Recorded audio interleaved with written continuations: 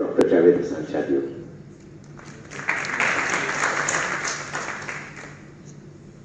لائق احترام professor doctor engineer Azhar Mahmood صاحب، وائس چانسلر یونیورسٹی بہاولپور، صدر محفل، آج کی تقریب کے مہمان خصوصی، روایتی لفظ لیکن اچھا لفظ کا دولہا، جناب حمید رضا صدیقی صاحب، سید تابش الوری صاحب، محترم مہمان نسیم شاہد صاحب، نصیر احمد ناصر صاحب، ڈینس، پروفیسرز اور طالب علم سامعین، السلام علیکم.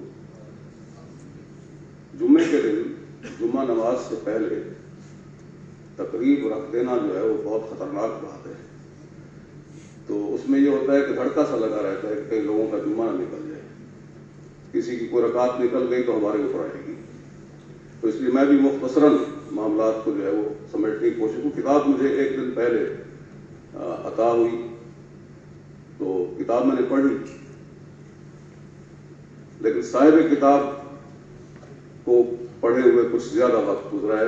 مجھے یہ سعادت نصیب ہوئی کہ میں ان کے ساتھ سنڈیکیٹ میں تعارف ہوا، ممبر سنڈیکیٹ کے طور پہ ان کے ساتھ بیٹھے، انہیں کام کرتے دیکھا تو مجھے معلوم ہوا کہ وہ جو اقبال کا غالباً مصرع ہے کہ نرم دم گفتگو گرم دم جستجو، کہ بہت ہی نفیس، بڑے شائستہ، بہت مہذب، بہت کم وہ میٹنگز میں، لیکن کام کی بات جب بھی آئے گی اس وقت وہ اپنا حصہ شامل کریں گے.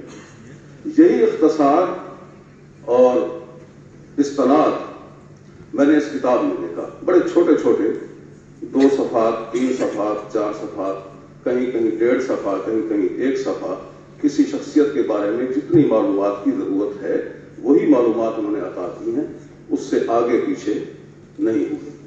ان کی اپنی شخصیت میں 1944 میں پیدا ہوئے، پاکستان سے گویا 3 سال پڑھے ہیں.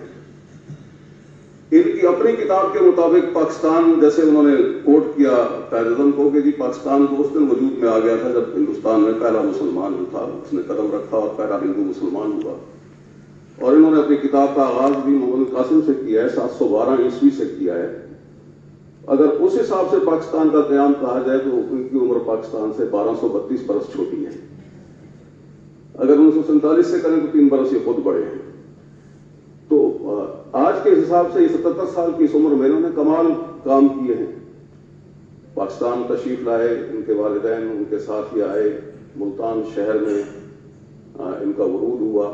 وہاں انہوں نے جو اسکول میں تعلیم حاصل کی، وہ جو آپ اور ہم تصور نہیں کر سکتے کہ وہ چراغ کی لو پہ اور لالٹین کی روشنی میں اور دیے کی روشنی میں پڑھنا، انہوں نے ابتدائی تعلیم اس طرح حاصل کی. پھر اللہ تعالیٰ نے انہیں آگے زندگی کی منازل میں آگے پہنچایا. انہوں نے پولیٹیکل سائنس میں ماسٹرز کیا، پولیٹیکل سائنس میں PhD کیا، معاشیات میں ماسٹرز کیا، اردو ادبیات میں ماسٹرز کیا. انہوں نے M.Ed کیا، B.Ed کیا، اور بہت سی تعلیم کے حوالے سے انہوں نے اعلیٰ ترین جو ہمارے پاس ہو سکتی ہیں وہ کیا. اس سے بڑا اعزاز پھر اللہ تعالیٰ نے ان کو عطا فرمایا کہ یہ SC کالج بہاولپور جو ایک لیجنڈری کالج ہے پاکستان کے، اس میں لیجنڈس میں شامل ہے، اس کے پرنسپل رہے، جہاں سے انہوں نے آفتاب گیلانی جیسا ہیرا دریافت کیا. گیلانی صاحب بڑے خوبصورت آدمی، ہم سب تو جانتے ہیں، جو نہیں جانتے انہیں بھی معلوم ہو کہ گیلانی صاحب مسکراتے رہتے ہیں، بڑی خوبصورت مسکراہٹ ہمادم، اور اگر لڑ رہے ہوں بہت غصے میں ہوں تو بھی لگ رہا ہوتا ہے کہ مذاق کر رہے ہیں. تو انہوں نے یہ دریافت کیا ہیرا یہاں SC کالج سے، ان کی تربیت کی، ان کے سینئرس میں سے تھے.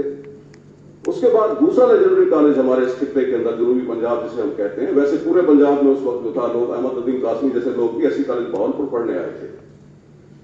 دوسرا لیجنڈری کالج پنجاب کے اندر ایمرسن کالج ملتان تھا، اس کالج کے بھی پرنسپل رہے. یہ 2 بڑے اعزازات ہیں. لاکھوں کی تعداد میں بلا مبالغہ ان کے شاگرد ہیں. 8 کتابیں یہ لکھی ہوئی ہیں. فلیٹ پہ گیلانی صاحب نے ذکر کیا ان کتابوں کا، جو علامہ اقبال اور قائد اعظم کے بارے میں ہے، نظریہ پاکستان کے بارے میں ہے، پاکستان کی تاریخ کے بارے میں ہے، اس کے ساتھ ساتھ پاکستان کی سیاست کے اہم ترین دور کے بارے میں ہے جس میں پاکستان کی سیاست کی صورت گری ہوئی 1947 से 1958 के दरमियान पाकिस्तान की सियासत जो है उस पर एक किताब है कि बड़ी शानदार किताब है। उसके आगे एक दोस्त का उस पर जो है वो कि फौजियों के बारे में, सियासतदानों के बारे में और ब्यूरोक्रेट्स के बारे में ये किताब है। इन्होंने जिन मौज़ूआत का इंतखाब किया, ये 8 किताबें उनमें शामिल हैं जिनका जिक्र गिलानी साहब ने सामने किया हुआ है। उसके साथ इन्होंने 12 किताबें दर्स के हवाले से तलबा की मुआवनत के लिए लिखी, उनकी रहनुमाई के लिए लिखी। उन दर्सी किताबों में से 2 किताबें मुताला पाकिस्तान के हवाले से खास तौर पे ऐसी हैं जिनकी इशाअत की तादाद 1 लाख से ज़ायद है। पाकिस्तान में कौन सा मुसन्निफ है जिसे 1 लाख किताबों की जो है वो बिक्री नसीब हो, सेल नसीब हो, यानी 1 लाख तालिब इल्मों ने पढ़ा। अच्छा, एक किताब, अब हमें पता है पाकिस्तान गरीब मुल्क है, एक किताब कई बच्चे मिलकर पढ़ते हैं और कम अज कम कई सालों तक नस्ल दर नस्ल चलती है। तो हम बिला मुबालगा कह सकते हैं कि वो 1 लाख किताबें कम अज कम 5 से 10 लाख तालिब इल्मों ने पढ़ी होगी। एजाज की बात है, अल्लाह ताला ने हर्फ के साथ सौत के साथ जोड़ा।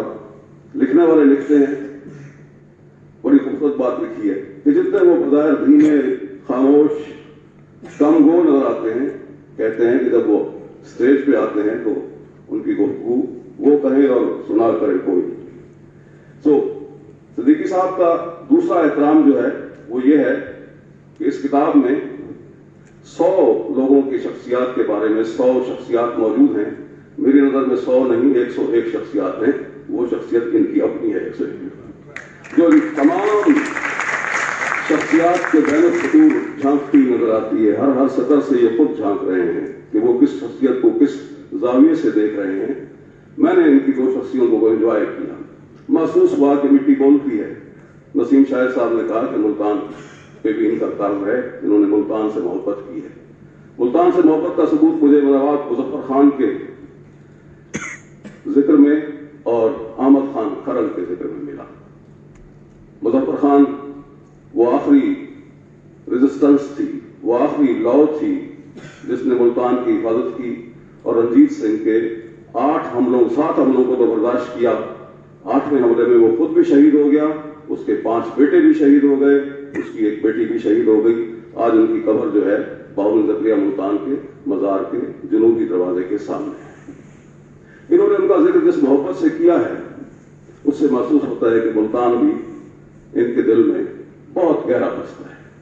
अहमद खान खरल 1857 की जंग आजादी का वो हीरो है जिसने ब्रिटिश कॉलोनियल सिस्टम के ऊपर जहां इस खित्ते के अंदर, पंजाब के अंदर सबसे कारी जरब लगाई और उनके खिलाफ रेजिस्टेंस की पूरी एक गोरीला वार शुरू की और आखिरकार वो शहीद हो गए।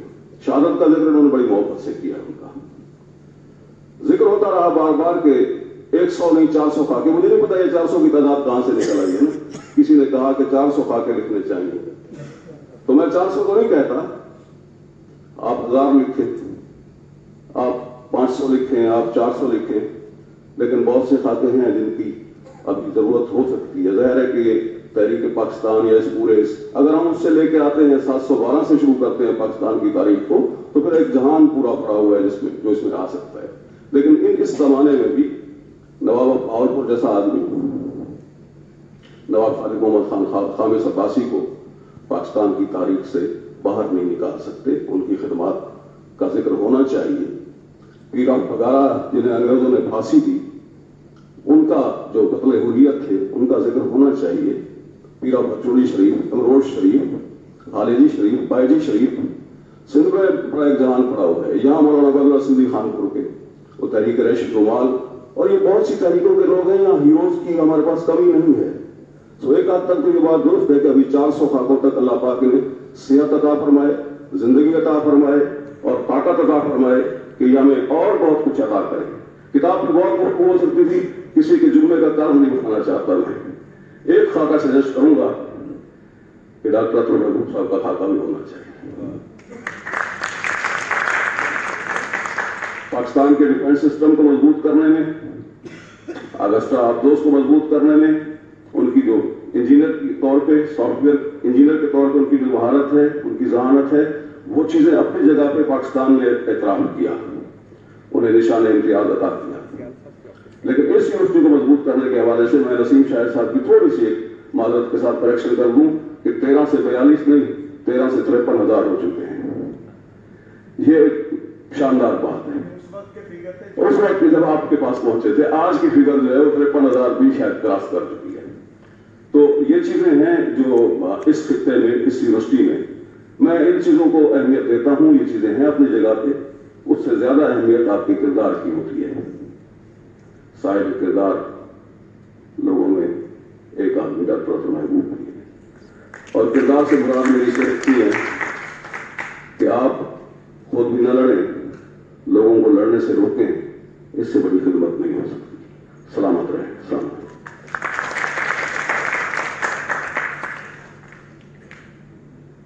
بہت شکریہ سر.